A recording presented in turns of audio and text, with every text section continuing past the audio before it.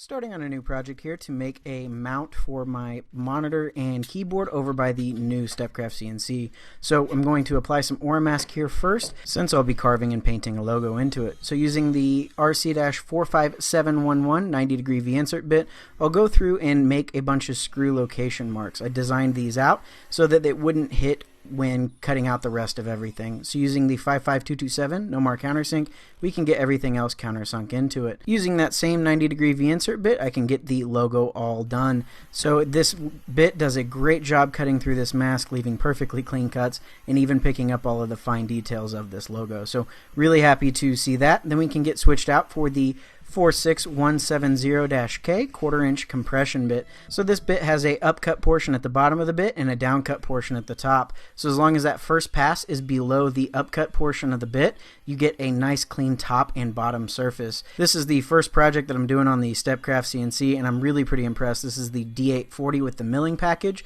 so it has the MM1000 spindle. It leaves a really crazy clean cut. There's definitely a big difference between using something with a router like the Axiom that I have versus something with a true spindle like this. So I'm using lead-ins here, as you can see there. We start outside of the actual profile of the piece and ramp down to get a perfectly clean top and bottom. That way we're not getting any of that chip out as we're plunging down below the upcut portion of the bit. So with that done, we can move to cutting out some of the other parts, and there's quite a few sheets that I'm going to be doing here, so we can just get all of that vacuumed off and removed from the CNC. We'll take it over to the bench and get all the tabs cut with a multi-tool, and then we can see all of the parts that we've got cut. So these will be all painted using some General Finishes milk paint. This is lamp black. Dries pretty quick, and then we can get everything glued together. I'm gluing up the mounting bracket that will attach to the actual bench and hold everything up. So using the 57187 4-flute 3/4" diameter flush trim bit, this is going to clean up all of the extra glue that was left over and all of the tabs from the piece. It worked really, really nicely.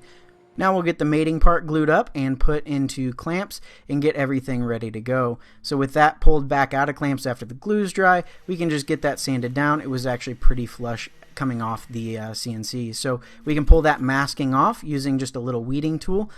We can get that all taken off and drill out the holes to connect these together. So using a 1/2" drill bit, we can go through the top and bottom here, and then we'll drill some mating holes in the other side of the piece. I'm using a little scrap underneath to prevent any unnecessary blowout, and it worked great. So I did the same thing on the other side, and we have a through hole there. So then we can attach it just using a 1/2" bolt, and you can see how it articulates. So we'll move on to the rest of the project and get all of the other parts cut. So we'll be using for the majority of this the same 1/4" compression bit, and it's just really cool to see all of these different parts all coming out.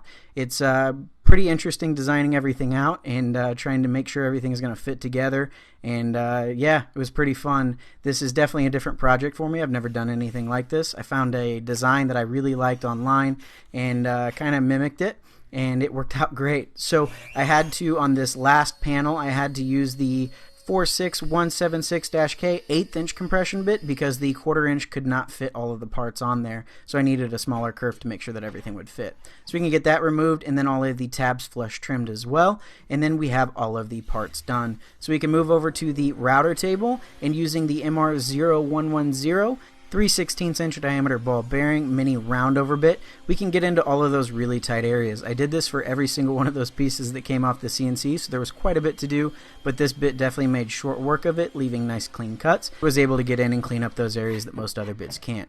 So then we can get another piece. This is some walnut laminate flooring. We can get that secured down to the CNC, and then using the 46202-K 1/4" downcut bit, I'm going to cut out some star knobs here. This will be for the rest of the piece. I'm cutting from the back side so that I can end up with that little piece there to help stand it off the actual material. Then we'll just do the profile cut on it, and this piece is ready to go. So we can get that taken off the CNC and get the tabs cut free, and we can take it over to the router table and using the same mini roundover bit, round over all of those edges. So that left a nice clean cut there again, and then we can get the carriage bolts all fed through. So these have a square head on them, so I need to basically force them into the hole, and then we have a star knob that will help with assembling everything else. I really like the way that those turned out.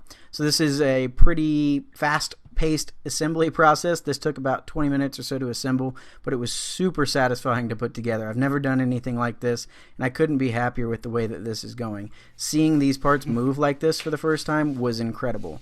I've never had a build quite like that. So this is the monitor mount, so that can get attached to the arms, and then we'll do the same thing with the keyboard mount using the Nomar countersink again to drill out all those holes. And so the keyboard mount just screws down into all 3 of those pieces there, and then we can get the keyboard placed up there. I left enough room on the keyboard stand for a mouse if I ever want to add one. This one has a trackpad, so it may not be needed, but I like to have the extra room just in case. Then we can get the monitor attached and then attach the main bracket to the actual stand. So this piece is not pretty, but it works really well. I could probably stand on that if I wanted to.